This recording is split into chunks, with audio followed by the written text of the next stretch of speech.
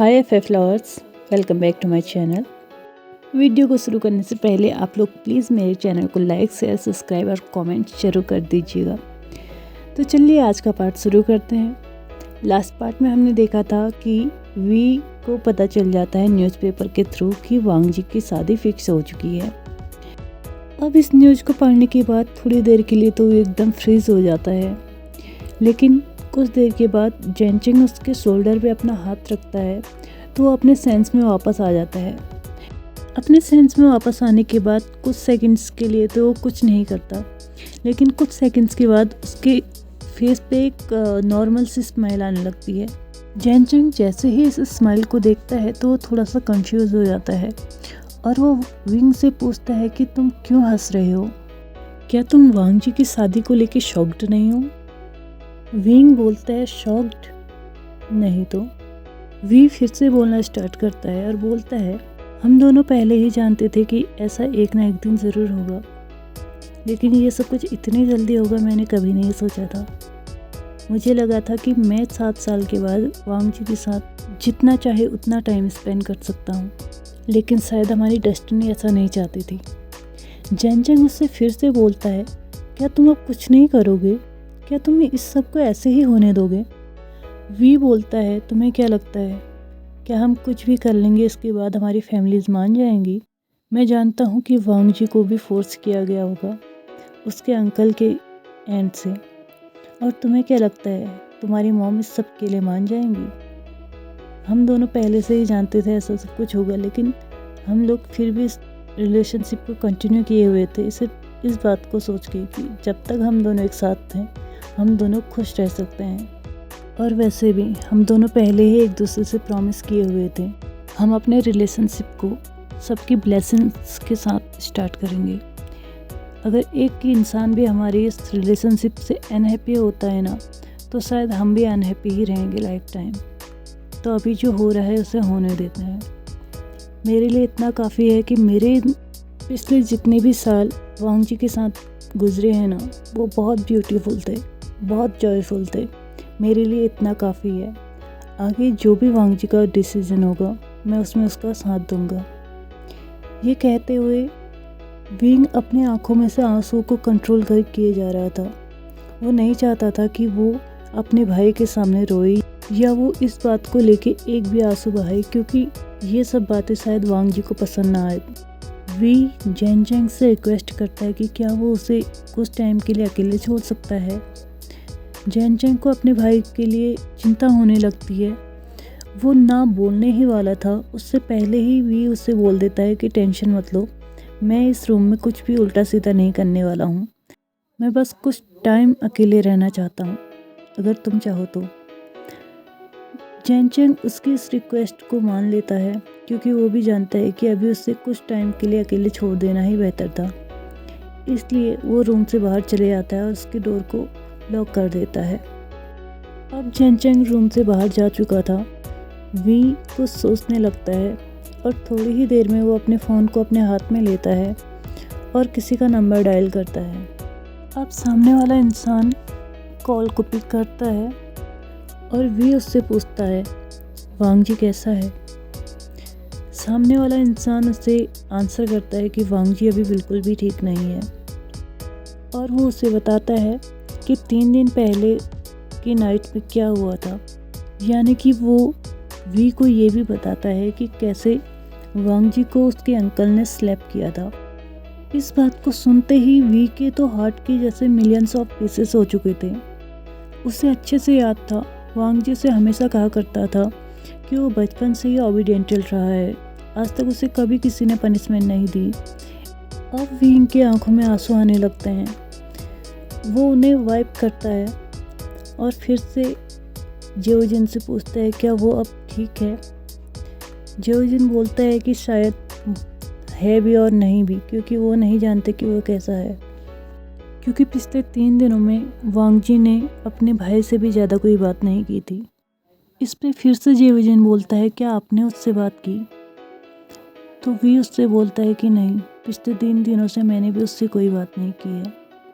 और फिर वी अपने माइंड में सोचने लगता है कि शायद अब मेरी हिम्मत भी नहीं है उससे बात करने की, क्योंकि वो कभी भी उसको इतना हारा हुआ, इतना टूटा हुआ नहीं देख सकता है, या उसकी उस आवाज़ को बिल्कुल भी नहीं सुन सकता जिसमें उसका दर्द छिपा हुआ हो। अब इस तरह उन लोगों की कन्वर्सेशन एंड होती है। विंग अपने रूम से बाहर आता है और देखता है कि जेनचेंग अभी भी उसका इंतज़ार कर रहा था। वो उसको एक स्मॉल सी स्माइल देके बोलता है कि चिंता मत करो, मैं बिल्कुल ठीक हूँ। लेकिन जेनचेंग जानता था कि उसका भाई सिर्फ ये शो ऑफ कर रहा है कि वो ठीक है, लेकिन वो बिल्कुल भी ठीक नहीं है। अब इसी तरह 3 दिन और निकल जाते हैं। इन 3 दिनों में विंग ने भी ज़्यादा किसी से बात नहीं की थी। उसने ज़्यादातर टाइम अपने रूम में ही निकाला था और ना ही उसकी बात वांग जी से हो पाई थी। अब जेनचेंग बहुत ज़्यादा वरीड होने लगता है। इसी बीच म्यान उसे सजेस्ट करती है कि क्यों ना वो वैनकिंग से इस मैटर में कुछ हेल्प ले, क्योंकि वो बचपन से ही विंग की फ्रेंड रही है, तो वो शायद इस मैटर में उसकी कुछ हेल्प कर पाए या उसको इस मैटर से बाहर निकालने में कोई हेल्प कर पाए।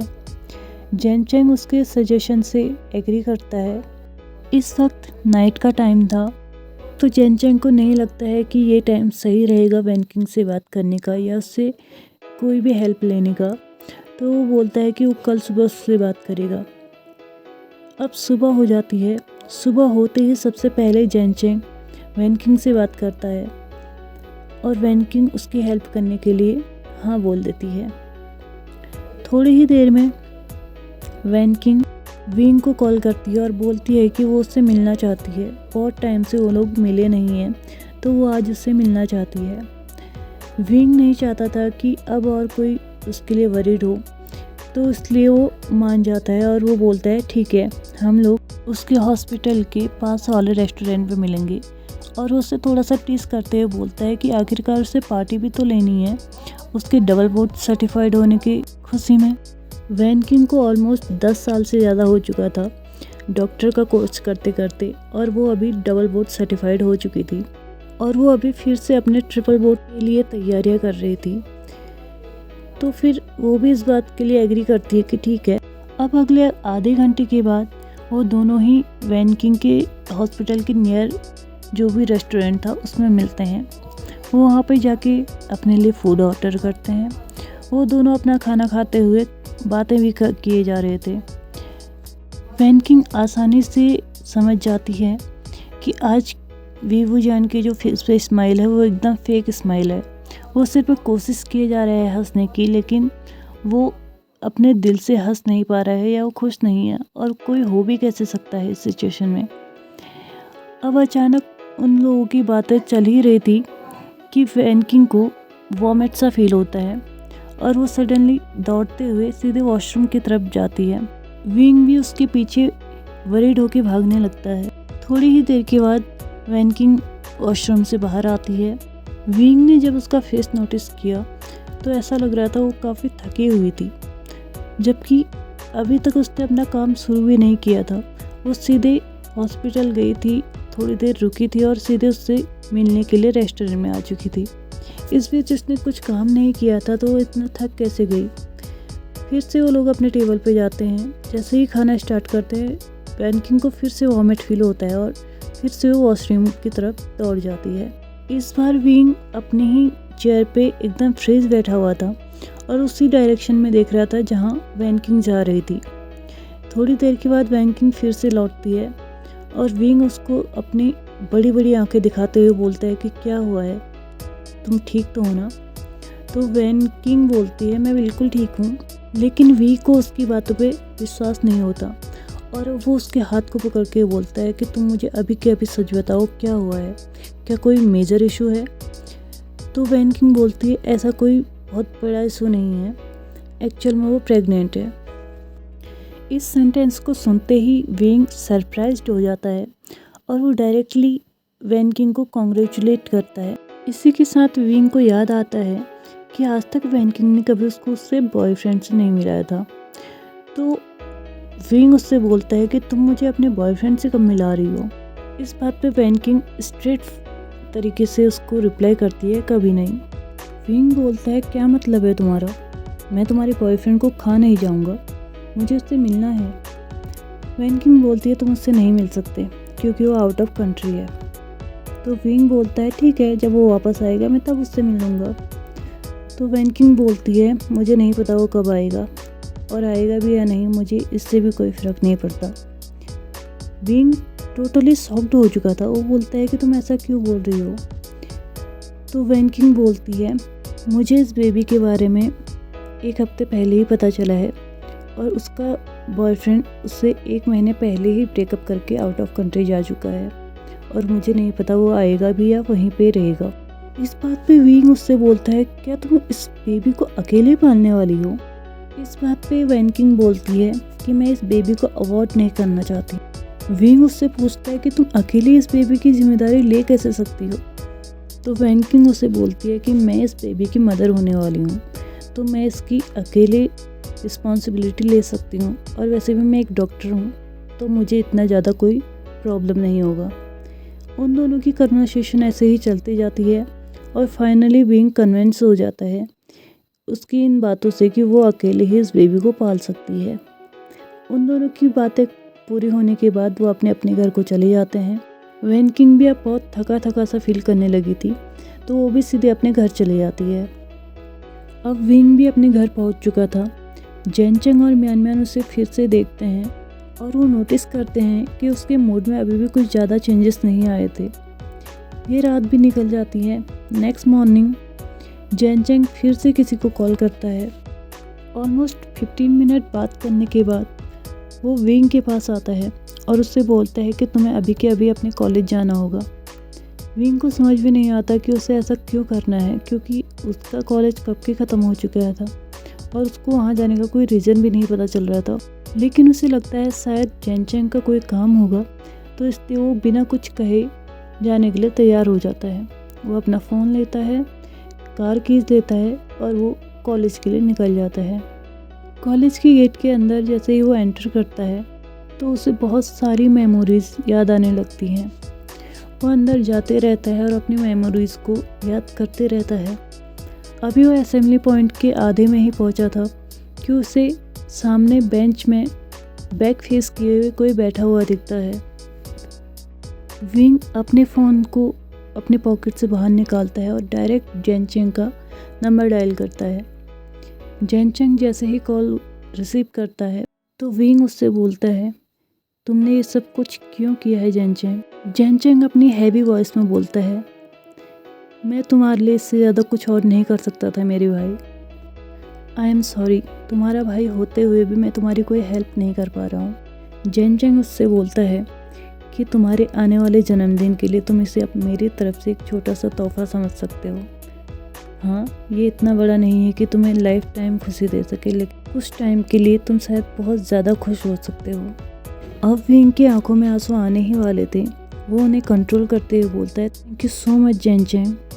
जेनचेंग उससे बोलता है कि मैंने तुम्हें अचानक ही उधर भेज दिया। मुझे पता है तुम कुछ ज़्यादा चीज़ें अपने साथ लेके नहीं गए हो, इसलिए तुम्हारा चार्जर, तुम्हारे कुछ कपड़े और कुछ कैश तुम्हारी गाड़ी में पहले से ही रख दिया था। तो इन 2 दिनों में तुम जितना चाहो उतना एंजॉय कर सकते हो। विंग उसे फिर से थैंक यू बोलता है और कॉल को कट कर देता है। अब तब तक जो सामने बेंच में इंसान बैठा हुआ था वो भी विंग की तरफ मुड़ जाता है, और अब वो भी विंग को एक सॉफ्ट स्माइल के साथ देख रहा था। दोनों ही अपनी अपनी जगहों पे एकदम फ्रेश खड़े थे। उन दोनों में से कोई भी अपनी जगह में से 1 इंच भी नहीं हिल रहा था। एक दूसरे को ऐसे ही देखे जा रहे थे बिना आई कॉन्टैक्ट ब्रेक किए। अब वो दोनों एक दूसरे की तरफ बढ़ना स्टार्ट करते हैं। अब जैसे ही वो दोनों एक दूसरे के पास पहुंच जाते हैं, वो दोनों एक दूसरे को टाइट हग करते हैं और एक लंबे समय तक उस हग को ब्रेक नहीं करते हैं। कुछ समय बाद वांग जी बोलता है आई एम सॉरी विंग।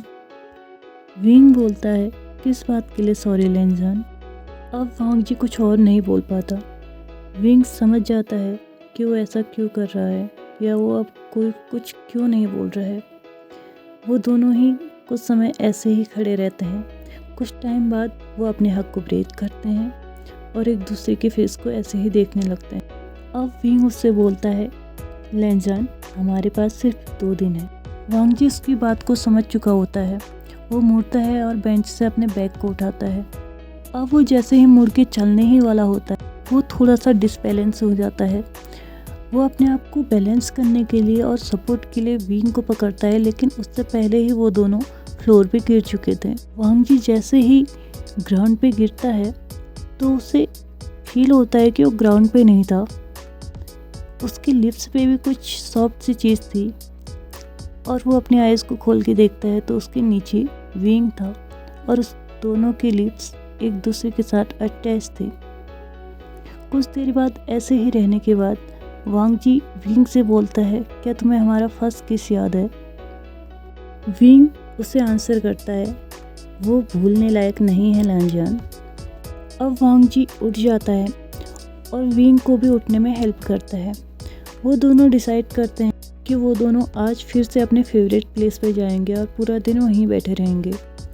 इस बात पे वो दोनों एग्री करते हैं और उस प्लेस पे चले जाते हैं। वो दोनों वहाँ जाके बैठ जाते हैं। दोनों की ही पीठ एक दूसरे से अटैच थी और वो दोनों ही एक दूसरे के शोल्डर्स पे अपने हेड को रेस्ट किए हुए थे। वांग जी अचानक से विंग से पूछता है, क्या तुम मुझसे कुछ पूछना नहीं चाहते? विंग बोलता है, किस मामले में? वांग जी बोलता है, मेरी शादी के बारे में। वी बोलता है, मुझे पता है तुमने अपनी पूरी कोशिश की होगी, लेकिन शायद तुम्हारे अंकल नहीं माने होंगे। लेकिन वांग जी फिर भी बताना चाहता था तो उसने वी को सब कुछ बता दिया। इवन उसने वी को उसके अंकल ने उसके सामने जो कंडीशन रखी थी उसके बारे में बता दिया, जो कि अभी तक उसने किसी और को बिल्कुल भी नहीं बताया था। चाहे कुछ भी हो जाए, वो सिर्फ इतना चाहता था कि विंग उस पर ट्रस्ट करे। अगर वो विंग को कुछ नहीं भी बताता तो भी विंग उस पर ट्रस्ट करता, लेकिन फिर भी वो उसे बताता। और इस सब को सुनने के बाद वी को बिल्कुल प्राउड फील हो रहा था। उसे ऐसा फील हो रहा था कि उसने अपने लाइफ में एक ऐसे इंसान को चुना है जो अपने उसूलों पे हमेशा कायम रहता है और अपनी खुशी से ज़्यादा वो किसी और की खुशियों की परवाह करता है। ये दिन उन दोनों का ऐसे ही निकल जाता है। वो एक सेकंड के लिए भी एक दूसरे से दूर नहीं थे।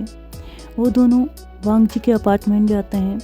उन लोगों का सारा नाइट वहीं पे स्पेंड होता है। नेक्स्ट डे वो लोग कुछ शॉपिंग करते हैं, घूमते हैं, फिरते हैं, रेस्टोरेंट में जाते हैं, फिर से अपने फेवरेट प्लेस पे आते हैं और इस तरह उनका ये दिन भी निकल जाता है। ये 2 दिन उनकी लाइफ की बहुत प्रीशियस टाइम था। अब नाइट का समय था, उन दोनों ने डिनर कर लिया था और अब विंग वांग जी से बोलता है कि आज वो उसी के साथ सोएगा।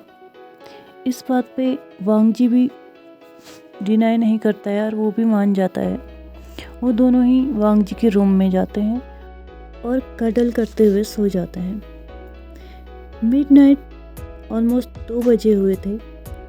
विंग की आंख खुलती है। वो देखता है उसके सामने वांग जी सोया हुआ था। वो उसके फेस को बहुत डीपली देख रहा था। थोड़ी ही देर में विंग की आंखों में आंसू आने लगते हैं। वो अपने आप को बहुत टाइम से कंट्रोल किए हुए था, लेकिन अब उससे कंट्रोल नहीं हो पा रहा था। वो चाहता था कि वो अपने पूरे इमोशंस को बाहर निकाल दे, इसलिए वो रोना स्टार्ट कर देता है। वांग जी को जैसे ही अपने चेस्ट पे कुछ वेट सा फील होता है, उसकी आंखें खुलती हैं। वो देखता है कि विंग उसके चेस्ट पे रो रहा था। विंग ये नोटिस नहीं कर पाता है कि वांग जी उठ चुका था। उसकी आंखों में से आंसू बस बहे जा रहे थे। अब वांग जी अपने हाथ को विंग के बैक पे रब करते हुए उसको कंफर्टेबल फील कराने लगता है। जैसे ही विंग को ये महसूस होता है कि वांग जी उठ चुका है, तो वो अपने आंसू को पोंछता है और चुप होने की कोशिश करता है। इस बात पे वांग जी उससे बोलता है, तुम रो सकते हो भी, शायद ये लास्ट चीज़ है जो मैं तुम्हारे लिए कर सकता हूँ। अब भी बिल्कुल भी कंट्रोल नहीं कर पाता और वो पूरे इमोशंस को बाहर निकालने लगता है अपने आंसुओं के ज़रिए। उनकी ये नाइट बिल्कुल ऐसे ही गुजरती है। सुबह हो चुकी थी। आज वांग जी के शादी का दिन था और विंग का जन्मदिन भी था। वांग जी एक सॉफ्ट किस के साथ विंग को उठाता है और उससे बर्थडे विश करता है। विंग बोलता है, थैंक यू सो मच लांजान, और शायद अब मुझे अपने घर को चले जाना चाहिए। वांग जी उससे कहना चाहता था कि प्लीज़ थोड़ी देर और रुक जाओ, लेकिन वो ऐसा कर नहीं पाता। विंग फ्रेश अप होता है और अपने घर को निकलने लगता है। वांग जी बोलता है, क्या मैं तुम्हें कुछ दूर तक छोड़ने आ सकता हूँ? विंग उसे सॉफ्ट से स्माइल देके बोलता है, ठीक है। अब वो दोनों ही एक दूसरे का हाथ पकड़े चलने लगते हैं। कुछ देर के बाद विंग अचानक से रुक जाता है। वांग जी समझ जाता है कि विंग अब उसे गुड बाय बोलने के लिए तैयार है। वांग जी भी उसका हाथ छोड़ देता है। वांग जी अपने ही प्लेस पे बैक टर्न हो जाता है। विंग कुछ दूर चलता है और फिर से रुकता है और वो फुल फोर्स के साथ वापस दौड़ते हुए आता है और वांग जी को बैक हग करता है। उसका हेड अभी भी वांग जी के शोल्डर पे था। उसके आंखों में से फिर से आंसू निकलने लगते हैं। वांग जी उससे बोलता है, आज तुम्हारा बर्थडे है विंग। विंग उसे अपने क्रैक्ड वॉइस में बोलता है, तुमने जितना भी उस लड़की के बारे में बताया उससे ऐसा लग रहा है वो लड़की बहुत अच्छी है, प्लीज़ उसे एक चांस दे देना। इससे आगे विंग कुछ नहीं कह पाता। वो हग को ब्रेक करता है और वहाँ से डायरेक्टली चले जाता है। फ्रेंड्स, इस पार्ट को भी हम यहीं पे ख़त्म करते हैं। अगर वीडियो पसंद आया हो तो please like share subscribe comment करते हुए जाए। Thank you so much for watching this video. Bye bye.